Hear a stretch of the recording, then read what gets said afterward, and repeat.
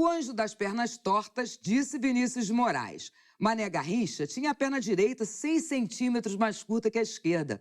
As duas eram inclinadas para o lado esquerdo.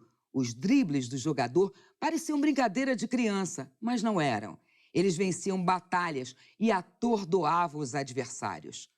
Hoje, o Recordaria TV retorna aos anos 90 para mostrar a vida do mais célebre ponta-direita da história do futebol. O programa Futebol, o Jogo da Paixão, falou da ascensão e da queda de um mito, de um rei que nunca teve direito à coroação.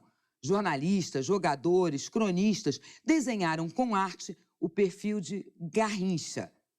Afinal, aqui, se existe memória, a fita roda. O Garrincha nasceu em Pau Grande, no interior do estado do Rio, aqui pertinho mesmo do Rio de Janeiro, em 1933.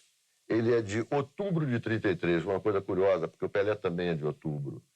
O Garrincha é de outubro, 20 de outubro de 1933. E ele estreou no Botafogo, chegou ao Botafogo para jogar no Botafogo com 19 anos, no início da temporada de 1953. Não tinha ainda 20 anos.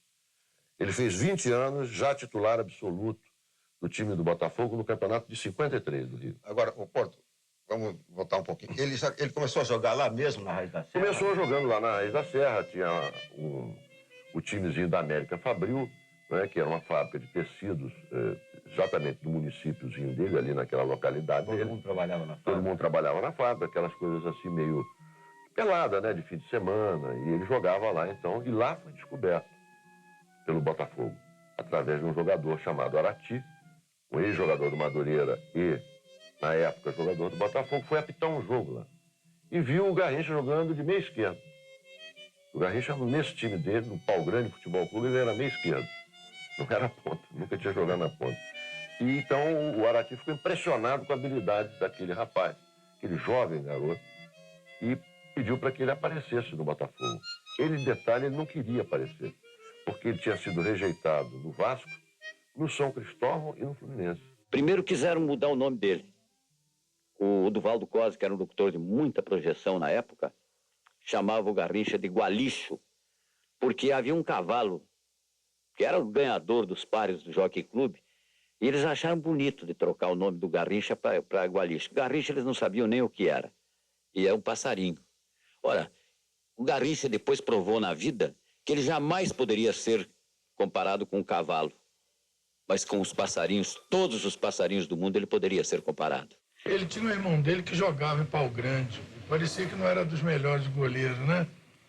E o Garrincha que tirava a diferença para cobrir o irmão dele. Então, depois eu fiquei sabendo das histórias do Garrincha. Ele gostava muito de caçar e ele dizia, ó, estou em cima daquele morro lá. Dependendo do resultado do primeiro tempo, eles iam pegar ele lá e ele tirava a diferença, que era para livrar o irmão dele. Às vezes frangueava, né? A estreia do Garrincha, pouco sabe, foi em Miguel Pereira, num time misto do Botafogo, que jogou em Miguel Pereira, num campinho desse tamanho assim. O Botafogo jogou contra o Estrela de Miguel Pereira. Essa é a estreia do Garrincha, que ninguém praticamente sabe disso. Mas no primeiro treino dele do Botafogo, o time titular jogando e se testando várias reservas, etc., ele entrou. E quando o Newton sentiu, o Newton como lateral esquerdo, marcador de ponta, viu aquele jogador ágil, espetacular, driblando com aquela arrancada que ele tinha, o Newton disse, contrata esse cara. Na época estava badalado, né? E ele apareceu para treinar, ele com aquele jeito dele, a figura dele, você não acredita muito, né? Chapeando, né? Dá a impressão de um cara até com defeito físico. E eu olhei, eu digo, é mais um que veio para treinar, né? Ponta, eu lembrava do Zizinho. O Zizinho dizia, ponta ou é muito bom, ou então é para não deixar a bola sair na lateral. O Zizinho define o ponta assim. E eu pensava que o Garrincha era desses pontos de não deixar a bola sair na lateral. E ele pegou na bola, balançou e passou, sabe? Passou a bola entre as minhas pernas. Nossa, mãe, aí o pessoal assistindo o treino, pô, driblou o Newton Santos, pô, que não sei o que. Eu digo, pega um homem, gente, pega um homem. Sobre os marcadores dele, qual foi o mais implacável? Qual foi aquele que conseguiu marcar? Teve algum que conseguiu marcar ele? Havia um que marcava, e esse não é citado por ninguém. Não é citado por ninguém. Era um lateral esquerdo que jogava no Bangu, irmão de um jogador que foi do América, o Wilson Santos. Mas o nome dele era Newton Santos. Não é o Newton. Xará do Botafoguense. Xará. Era escrito com N-E-W-T-O-N. Newton Santos. Era irmão do Wilson Santos. Esse cara jogava pelo Bangu, era titular do Bangu. Foi o que eu vi marcar melhor o Garrincha. Garrincha quase não andava com ele. Não dava pontapé também. O Garrincha dizia que o que marcava melhor a ele era o Jordan. Mas melhor no sentido bom da palavra. Porque esse não dava pontapé, levava o drible a tarde inteira, não fazia nada de ruim com o Garrincha. Não adiantava usar de violência, porque eu acho que o atleta ele tem que ser disciplinado, principalmente quando está jogando futebol, porque isso é uma profissão e que a gente está lutando por ela. Eu achava que, na minha opinião, eu não devia dar pontapé. Realmente, não só como Mané, como todos os outros extremos, eu nunca usei da violência.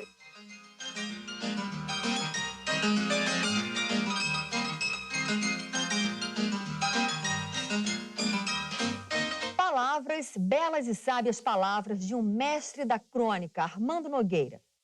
Driblar tendo pernas tão tortas e driblar como ninguém. Eis o mistério de Garrincha que eu não ouso explicar.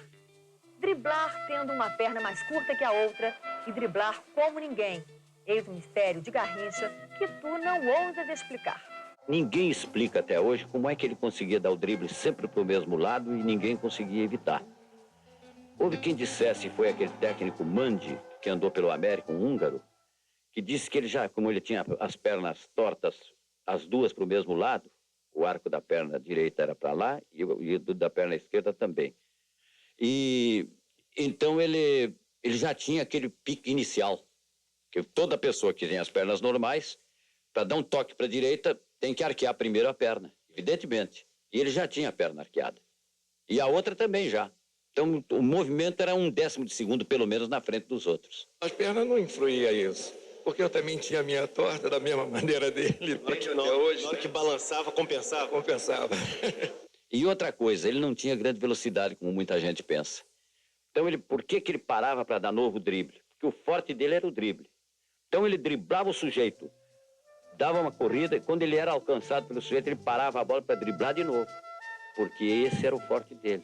E se ele fosse querer apostar na velocidade com esse cara, ele ia perder. Então, ele fazia também, digamos, por defesa própria, é que ele dava novo drible. Eu duvido que um lateral esquerdo, nessa semana, o lateral esquerdo dormia sossegado, entendeu? Não dormia sossegado. Eu não dormia bem, a gente acordava no dia seguinte pensando no Mané, né? E eu acredito que deve isso acontecer com os outros laterais, quando jogava contra o Garrincha, não dormia direito. A gente tinha pesadelo, tinha alguns até que caía até da cama, né? Na véspera de um clássico, Botafogo e Vasco da Gama, eu não tinha tranquilidade. Ou seja, não dormíamos direito.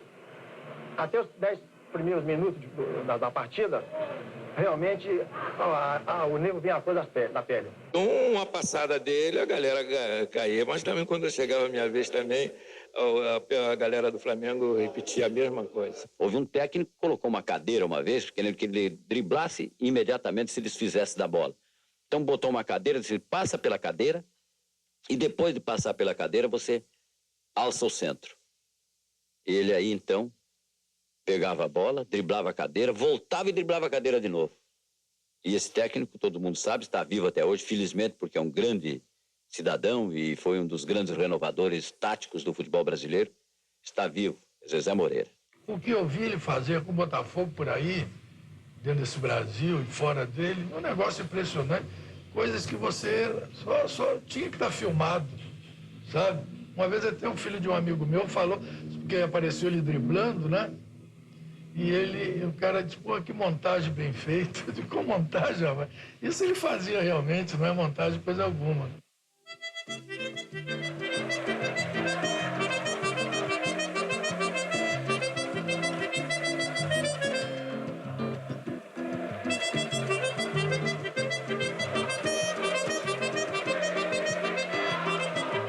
Amigos, eu podia fazer de Saldanha o meu personagem da semana.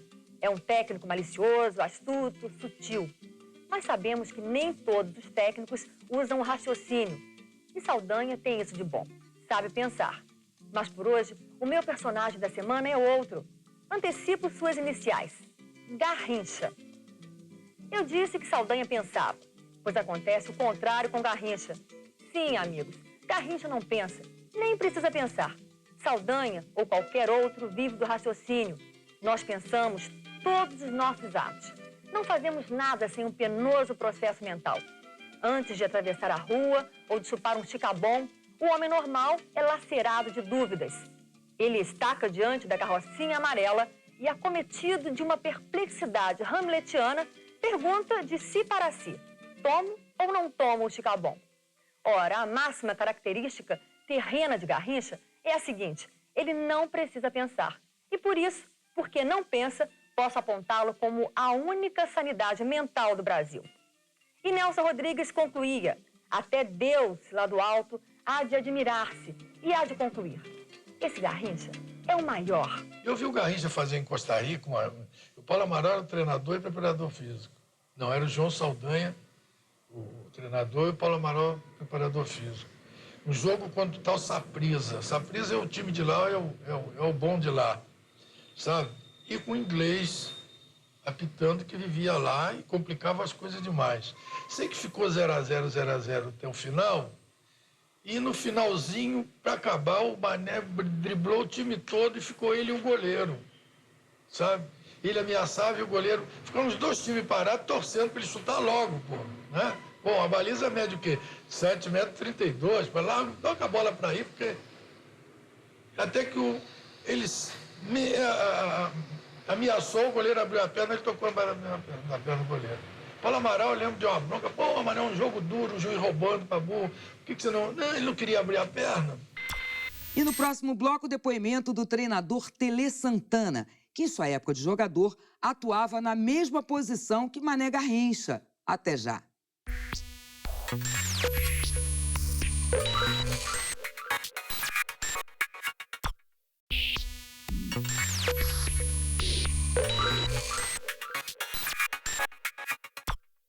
O Recordaram TV está reexibindo o programa Futebol, o Jogo da Paixão, em homenagem a Mané Garrincha.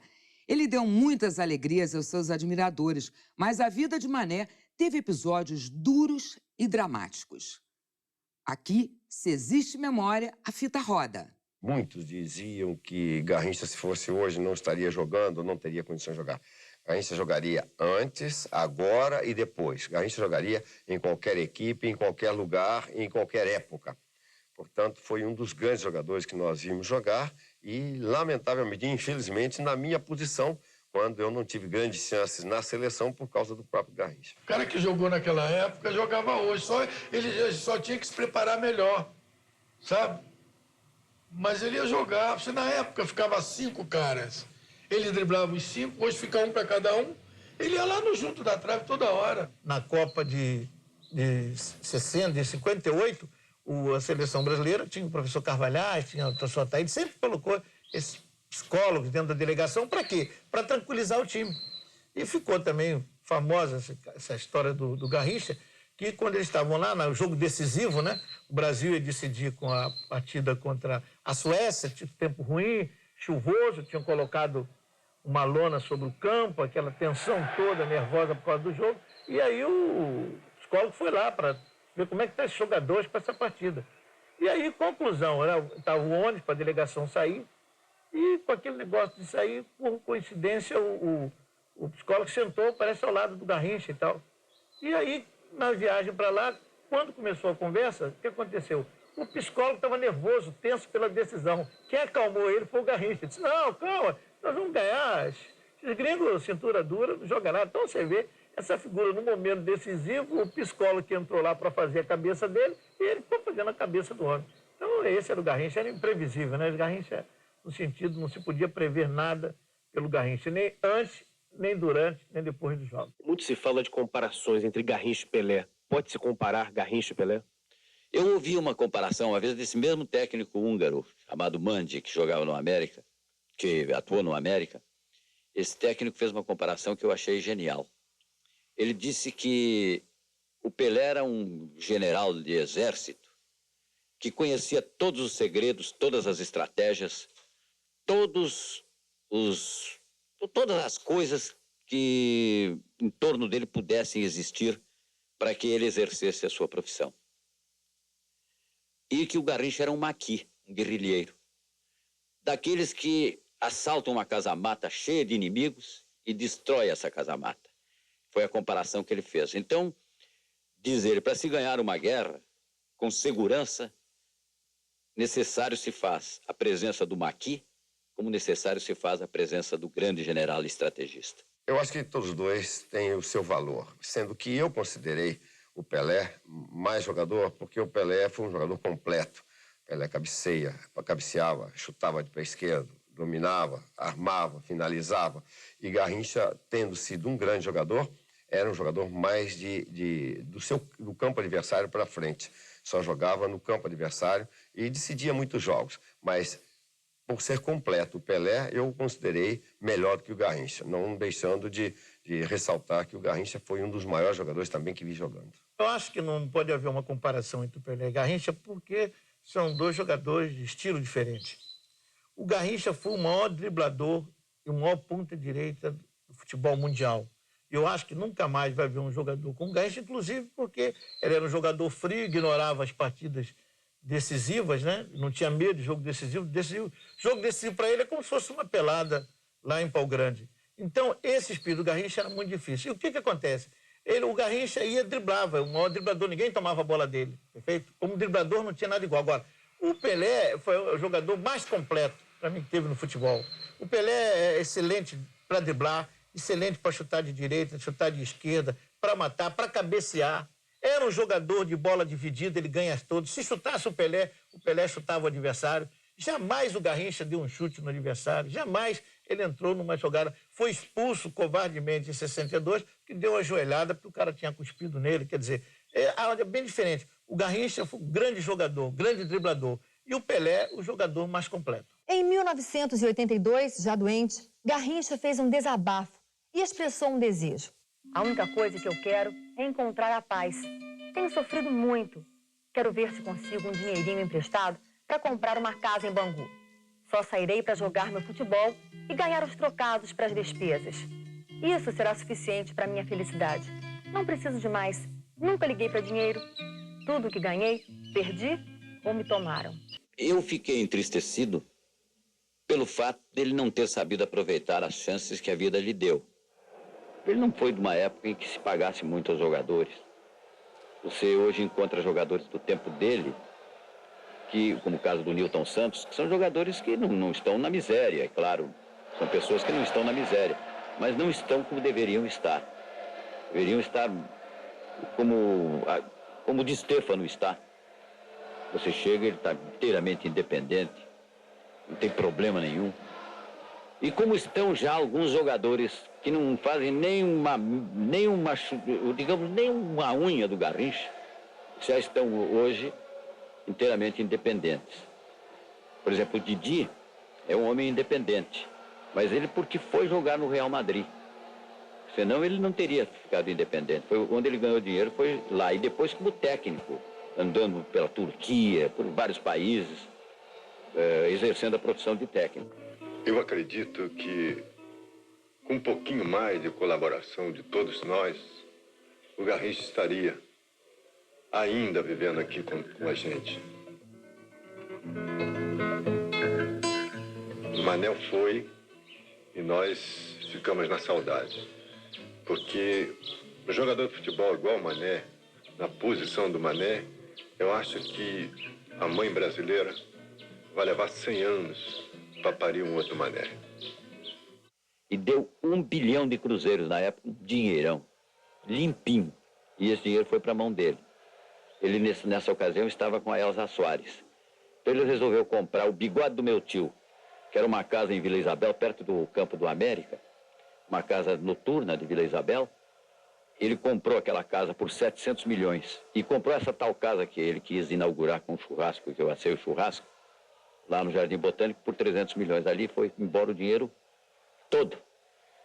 Todo o dinheiro que ele ganhou ali foi embora. E alguma coisa... E o Bigode do Meu Tio, eu acho que rasparam o bigode porque acabou. Ele também teve prejuízo naquilo. Então o Garrincha ali perdeu Na hora em que se procurou ajudá-lo, em que se lhe deu uma tábua de salvação para que ele pudesse viver bem, ele não soube aproveitar também. Ele só não bebia na minha frente. Mesmo na época que ele começou a beber muito, ele nunca bebeu. Eu lembro que nós fomos na cidade de Campos, inaugurar lá uma loja, só veteranos, sabe? Eu, Vavá, um montão de gente aí. E o Garrincha foi. Então nós paramos na estrada para fazer um lanche, não sei o quê. O Vavá disse, pô, Milton, a gente já não joga mais nada, vamos tomar uma cervejinha? Eu digo, claro, vamos tomar uma cervejinha. E o Garrincha sentou na minha frente, sabe? Eu testando ele, eu mudei de lugar. Ele veio e sentou na minha frente outra vez. Eu digo, ele está querendo mostrar alguma coisa, né? Realmente a gente pediu a cerveja e eu digo, ele aí disse assim, traz uma água mineral, vamos, porque estou forte para eu ouvir, né? Ainda falei, eu lembro que eu falei, Garrincha, não adianta, você não está me enganando. Você está enganando a você. Você não toma uma cervejinha aqui com a gente, daqui a pouco você vai no conhaque, vai nessas bebidas bravas, aí que vai te fazer mal. Não queira me enganar, você está enganando a você próprio. Mas esse relacionamento contigo, assim, de não beber na sua frente, ou até de fingir que não... Era uma coisa, assim, mais ou menos de pai para filho? Era uma coisa assim... De um irmão mais velho, isso passou... Eu acho que depois que eu passei a conhecer a família dele e que nós fomos com o padre, tá entendendo? Eu aconselhava, eu conversava com ele. Ele é de uma origem muito humilde. Né? Muito humilde. E, inclusive, a minha comadre, Dona Naí, que já se foi também, ela só não queria que ele viesse para o Botafogo de paletó e gravata. Ele não vai de terno porque ele vai para as boates. Ela desconhecia que você vai, hoje poderia até ter um terno aqui, né? Então era uma família assim muito inocente, muito digna de ser ajudada, por isso eu fiz, sabe? Quando ela faleceu, eu fui lá para ver se precisava de alguma ajuda, alguma coisa. O povo lá revoltado, porque ele não foi. E eu tentava com essas coisas, sabe?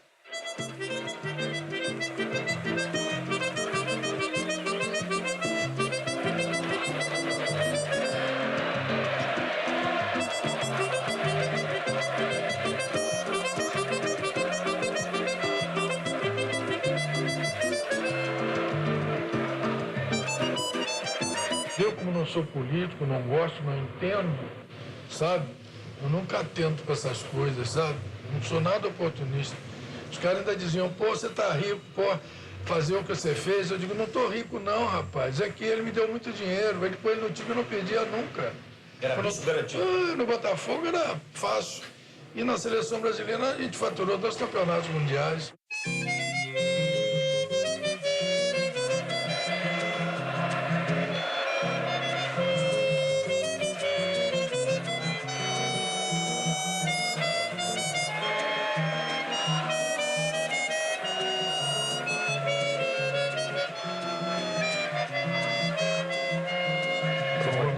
Eu, cada vez que falo nele, eu me emociono e só espero que o céu exista e que ele esteja numa boa, né? Todo 20 de janeiro a gente acende uma velhinha e converso com ele, com meu compadre, meu amigo de batalha, e que ele esteja numa boa, que daqui a pouco a gente vai estar por lá também. Sua ilusão entra em campo no estádio vazio. Uma torcida de sonhos aplaude, talvez. O velho atleta recorda as jogadas felizes. Mata a saudade no peito, driblando a emoção. Outros craques repetem as suas jogadas. Ainda na rede balança seu último gol. Mas pela vida impedido parou e para sempre o jogo acabou. Suas pernas cansadas correram pro mar. O Recordar a TV de hoje fica por aqui. Até a próxima!